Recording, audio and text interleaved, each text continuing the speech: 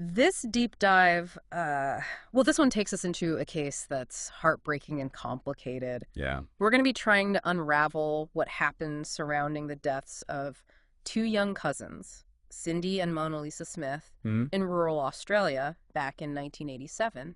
It's a case that has stayed with me Yeah. just for the tragedy of it, but also for all the unanswered questions that Exactly. it left behind. There's a lot to unpack. Yes. We've got court transcripts, police statements, witness testimonies, Right. news articles, even a book dedicated to this case. Wow. And our mission, I guess, is to make sense of it all. Yes. Try to piece together what happened that night.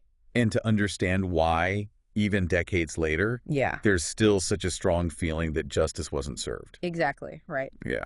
Let's start by setting the scene a little bit. Okay. Imagine rural Australia in the late 1980s. Mm-hmm. Burke, New South Wales. It's a small, remote town. Right. And like a lot of places back then, there's a real tension between the Indigenous community and the police. That tension is absolutely key to understanding everything that unfolds. Yeah. There's this deep distrust of law enforcement. Mm-hmm.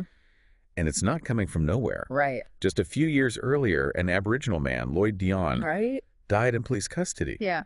It sparked riots. Oh, wow. And that feeling of resentment lingered in the air. Yeah. Yeah. Into this already tense environment, we meet Cindy and Mona Lisa Smith. Right. They're inseparable cousins, Mm-hmm. just teenagers, described as happy-go-lucky, Yeah. well-liked by everyone. Two young girls trying to find their way Yeah. in a town where opportunities were limited. Yeah. And the shadow of that past incident loomed large. Now, fast forward to the night of December 5th, 1987. Okay.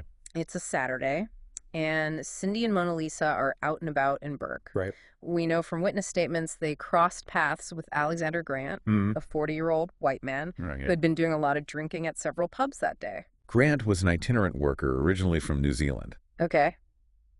And his presence in this story is what sets everything in motion. Right, and this is where things start to get a little bit murky. Okay. We know the girls were seen with Grant, Yeah. but his memory of the hours leading up to the crash Mhm. is, well, it's patchy at best. That gap in his memory, or maybe his unwillingness to be fully truthful, Yeah, immediately throws up red flags. right. It's the first of many inconsistencies we're going to encounter.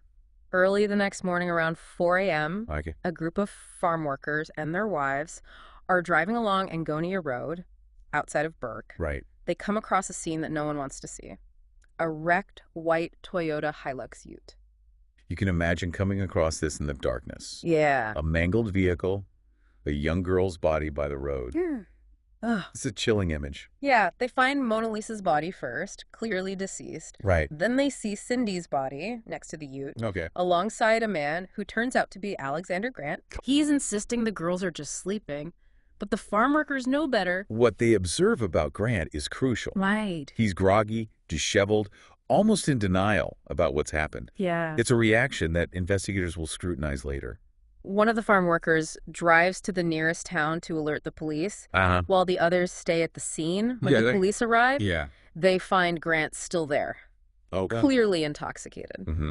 Initially, he claims he was driving the Ute. But then he changes his story almost immediately, Oh, wow. pointing at Mona Lisa's body Yeah. and saying she was behind the wheel. Mm. This flip-flop makes the situation even more complex. Right. The police are understandably suspicious. Of course. They note Grant's bloodshot eyes, slurred speech, the strong smell of alcohol. Yeah. Later, they discover his blood alcohol level was a staggering 0.159, Oh, wow. 3 times the legal limit. That level of intoxication raises serious doubts about Grant's ability to accurately recall the events. It casts a shadow over anything he says from this point on. Back at the crash site, investigators begin to examine the physical evidence. Right. They note the damage to the Ute, the position of the bodies, the empty alcohol bottles. The damage to the driver's side of the Ute is extensive, which Yeah. leads them to initially believe that Mona Lisa was indeed the driver. That initial assumption, based on the physical damage, seems logical. Right. But as we'll see, the evidence doesn't always tell a simple story. Later that day, Grant gives his first official statement to the police. Right. He repeats the claim that Mona Lisa was driving, saying the girls asked him for a ride, Yeah. and he agreed to let her drive because the roads were quiet. Right. He even describes her driving in detail. That level of detail is interesting, right? Yeah. Is it an attempt to create a believable story, or does it actually reflect what happened? But there's a big hole in his timeline. Yeah. He can't account for a significant chunk of time between when he was last seeing Burke and when the crash occurred. That missing time becomes a major point of contention. Yeah. It's like a black box in the story, Yeah. and it fuels everyone's suspicions. Meanwhile, the autopsies of Cindy and Mona Lisa Right. reveal some disturbing findings. Mm-hmm. The pathologist notes the severity of their injuries, Right. the lack of seatbelt use, Yeah. and most concerning, a dried substance on Cindy's inner legs that could be seminal fluid. This discovery adds another horrifying dimension to the case. Yeah. It raises the possibility of sexual assault, Right. a detail that unfortunately will be mishandled in the investigation. As the investigation continues, a new figure enters the picture. Sergeant Raymond Godkin. Okay. He's a seasoned accident investigator brought in to review the case because, Right. frankly, there are a lot of doubts about Grant's story. Sergeant Godkin's arrival marks a turning point. Yeah. He brings fresh eyes, a willingness to challenge assumptions, Yeah. and a determination to uncover the truth no matter how uncomfortable it might be. His first order of business is to verify Grant's claim about Mona Lisa driving. Oh. He interviews her family, and their statements are consistent. Mona Lisa had very limited driving experience Right. and wouldn't have been able to drive a manual vehicle like Grant's Ute. This is a direct contradiction to Grant's narrative. Right. It raises the stakes, forcing Sergeant Godkin to dig deeper. He confronts Grant with this new information, Okay. and under pressure, Grant admits he lied to the detectives. That confession is huge. Yeah. It completely undermines his credibility and forces the investigators to reassess everything they thought they knew. But Grant still doesn't admit to driving. Hmm. He sticks to the story about Mona Lisa, Wow. even though her family says it's impossible. It's a baffling refusal to come clean. Yeah. Is he protecting himself? Right. Is there something else he's not telling us? Sergeant Godkin keeps pushing, Right. and his investigation turns up more inconsistencies. Okay. Remember those farm workers who discovered the crash site? Their descriptions of Cindy's body are different from what the police recorded later. It looks like someone might have tampered with the scene after those farm workers left to call for help. That's a critical detail. Right? It suggests a deliberate attempt to cover something up, Yeah. which makes Grant's involvement even more suspicious. And to make things even more complicated, Yeah. a vital piece of evidence vanishes. The steering wheel from Grant's Ute. Oh, wow. It disappears before investigators can test it for fingerprints, which makes it impossible to say for sure who was driving. The missing steering wheel is incredibly suspicious, especially considering all the other inconsistencies in Grant's shifting stories. It starts to look a lot like an attempt to obstruct justice.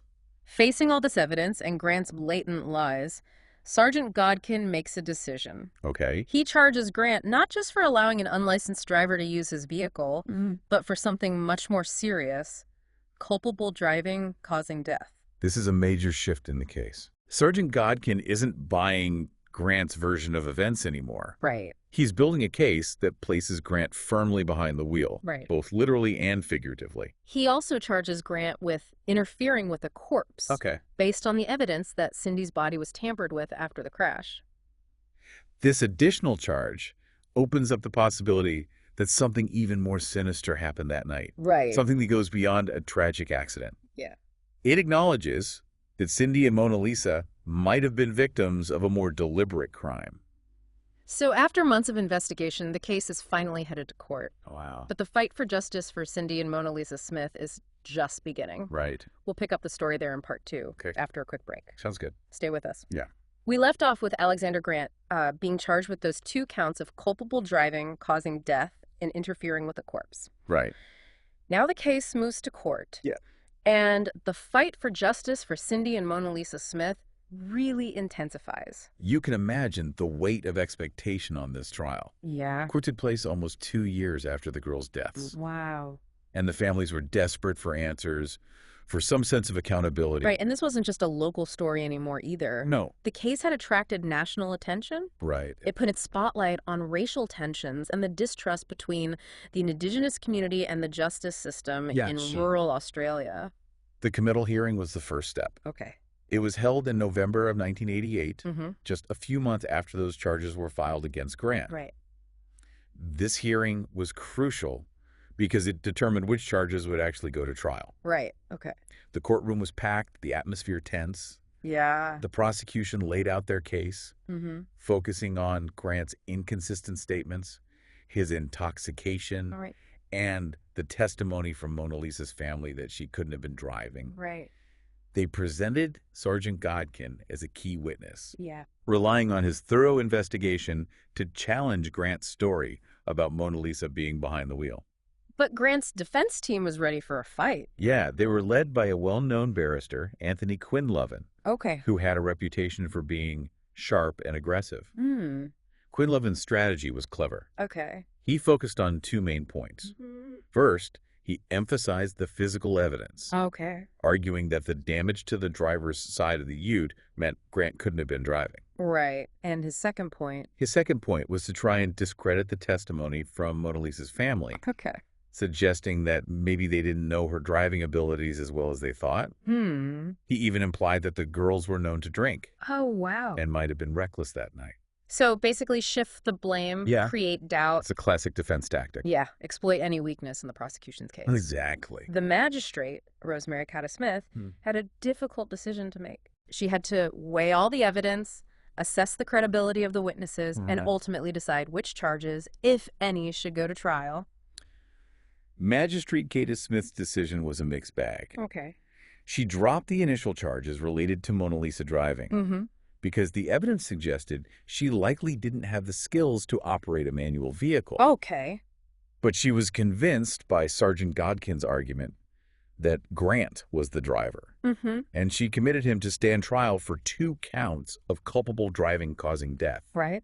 She also upheld the charge of interfering with a corpse Okay. because of the discrepancies in witness accounts and the strong indication that Cindy's body had been tampered with. This decision was significant. It was. It acknowledged the possibility that something more was going on, Yeah, something beyond just a tragic car crash. absolutely. Grant was granted bail and returned to Sydney to await trial. Okay. For Cindy and Mona Lisa's families, it was a time of agonizing uncertainty and frustration. They knew the fight was far from over, but they were stuck in this limbo, wondering if they would ever get the answers they deserved. And then just weeks before the trial was set to begin, another blow. Oh, no. The charge of interfering with a corpse was dropped. Wow. Grant's defense team successfully argued that there wasn't enough evidence to prove, Yeah. beyond a reasonable doubt, Mm-hmm. that Cindy was already dead when her body was moved. This decision was a devastating setback for the families and the prosecution. Yeah. It removed a key element that pointed to a more sinister possibility in this case. The families were outraged. Rightfully so. They felt like the system was failing them, Yeah. focusing on legal technicalities instead of seeking the truth. Their anger is completely understandable. Right. They'd been fighting for justice for their loved ones. Yeah. And now a crucial charge was dropped just days before the trial with no explanation or consultation. The trial finally got underway in February 1990, Okay. almost 2.5 years after the crash. Wow. The courtroom was again packed with observers, journalists, and of course the families of Cindy and Mona Lisa. The stakes were incredibly high. Yeah. Grant was facing serious charges that could result in a lengthy prison sentence. Mm-hmm. The prosecution had to prove beyond a reasonable doubt Right. that he was behind the wheel when the ute crashed, leading to the deaths of those 2 girls. The trial lasted for a week, Okay. and it was a difficult fight for the prosecution. Yeah. The missing steering wheel really hampered their efforts to definitively prove who was driving. Right. They leaned heavily on Sergeant Godkin's investigation, emphasizing Grant's inconsistent statements, his high level of intoxication, Yeah. and the testimony from Mona Lisa's family that she didn't have the experience to be driving that ute. Grant's defense team, still led by Anthony Quinlivan, Right. continued to chip away at the prosecution's case. Mm. They argued that the damage to the ute was proof that Mona Lisa had been driving, and they pointed to Grant's lack of injuries Right. as evidence that he couldn't have survived the crash if he'd been behind the wheel. Quinlivan even used the fact that the charge of interfering with a corpse had been dropped to his advantage. Wow. He argued that if Grant could have moved Cindy's body after the crash, Right. it meant she might have still been alive, casting doubt on the prosecution's timeline of events. The jury, which notably did not include any Aboriginal members after a controversial challenge from Grant's defense team. The exclusion of Aboriginal jurors from the trial raised serious concerns about bias within the justice system. Yeah. It added to the family's belief that the outcome might have been different if the victims had been white. After several hours of deliberation, the jury delivered their verdict. Not guilty. Wow. Alexander Grant was acquitted on all charges. The courtroom erupted. Yeah. The families were devastated. Yeah. It was unbelievable. Right, yeah. The man they held responsible for the deaths of their daughters was walking free. Cindy's mother, Dawn Smith, Yeah. threw her shoe at the jury Wow. in a moment of raw fury and despair. Outside the courthouse, the families confronted Grant's legal team, demanding answers. It was a scene of intense emotion. Yeah. The families felt betrayed by the justice system. Yeah. It reinforced that feeling of distrust that had been present in the indigenous community for so long. That not guilty verdict sent shockwaves through Burke and beyond. Right. The case became a symbol of the systemic inequalities and racial biases that permeate the Australian legal system. It also highlighted the power of a skilled defense team, the limitations of relying on circumstantial evidence, and the challenges of achieving true justice in a system where wealth and privilege can often influence the outcome. But despite the acquittal, the families refused to give up. Their fight for justice continued, taking on new forms in the years that followed. That not guilty verdict, well, it wasn't the end of the story for Cindy and Mona Lisa's families. No, not at all. It felt like just the beginning of another chapter, really. Yeah. One filled with unanswered questions, alternative theories, and this unwavering determination to find some semblance of truth, you know? The trial didn't offer any closure. Right. And that lack of closure, combined with the existing mistrust of the police, created a space where speculation and alternative narratives could flourish. Right. Remember, the families were never given all the information. Yeah. The police remained tight-lipped. Right. And Grant's acquittal left this huge void of unanswered questions.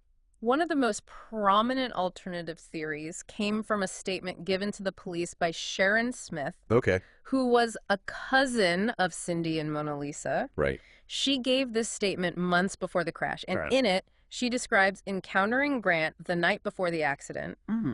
He was already drunk, she said, and was making unwanted advances towards her and two other young girls. It's a disturbing detail that adds a really unsettling layer to this whole story. Right. It suggests a pattern of behavior, a potential for Grant to prey on young Aboriginal girls. Sharon also mentions that Grant had those girls steal tools from his white four-wheel drive. Right.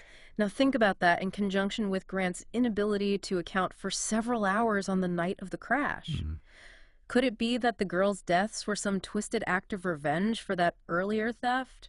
It's a difficult theory to consider, but it gained traction within the community. Right. Rumors circulated that Grant was carrying drugs and money in his ute.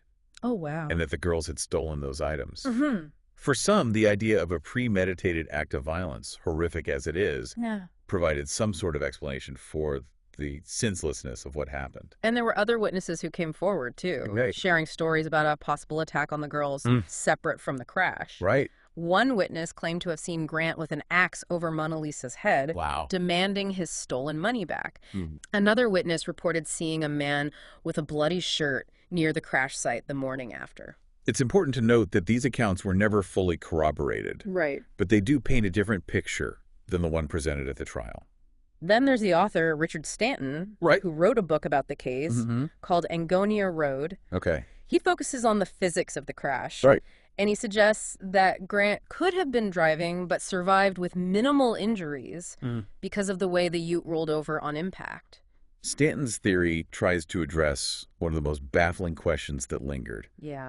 How could Grant walk away from a high-speed crash with barely a scratch? Right. It's a question that haunted everyone, especially the families, who just couldn't reconcile it with their belief that he was responsible for the deaths of their girls. So many theories and still so much uncertainty. Yeah. But one thing's undeniable.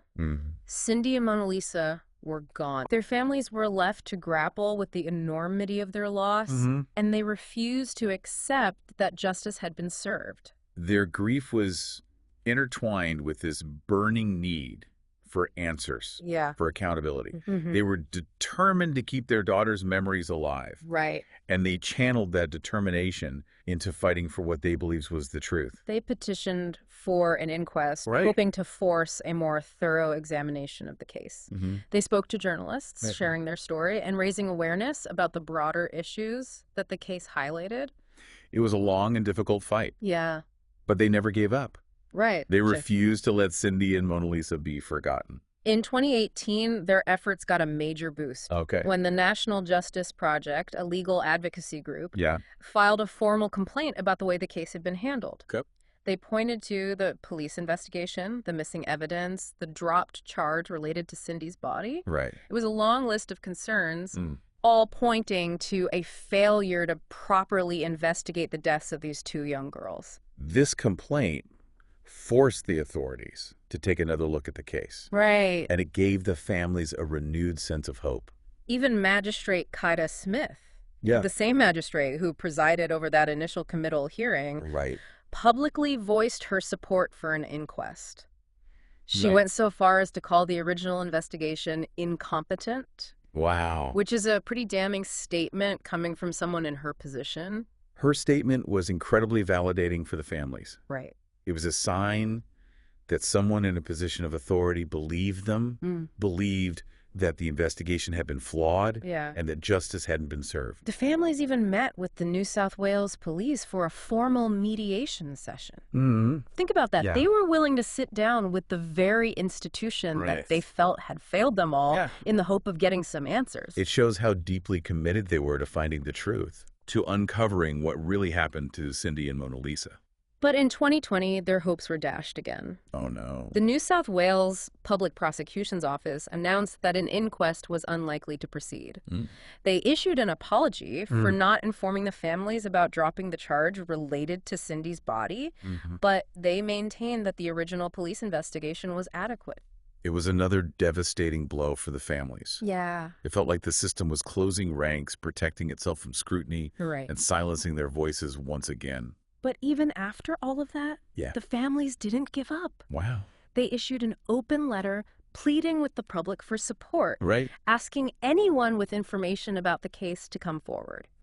They showed incredible resilience, an unwavering commitment to honoring the memory of their daughters, even in the face of a system that repeatedly failed them. This case is a stark reminder of the challenges that marginalized communities face when seeking justice. It highlights the need for thorough and impartial investigations, for transparency and accountability within law enforcement, and for advocates who can amplify the voices of those who have been silenced. It's a story that stays with you. It does. That forces you to confront difficult questions about racial bias, Yeah. about power dynamics within the legal system, and about the ongoing fight for equality and justice for all. We can all learn from Cindy and Mona Lisa's story. Yeah. It challenges us to examine our own biases, Right. to question assumptions, to speak up against injustice, Right. and to demand better from our justice systems. Their case, while tragic, can be a catalyst for positive change. Absolutely. We can honor their memory by working towards a more just and equitable world. A world where everyone has equal access to justice and where the voices of the marginalized are heard and respected. This deep dive has been a journey through a lot of complex and difficult territory. The case of Cindy and Mona Lisa Smith is one that raises more questions than it answers. It does. But it's a story that deserves to be told. Yeah. And it's a story that compels us to keep asking those questions, to keep pushing for truth, for accountability, and for a better future.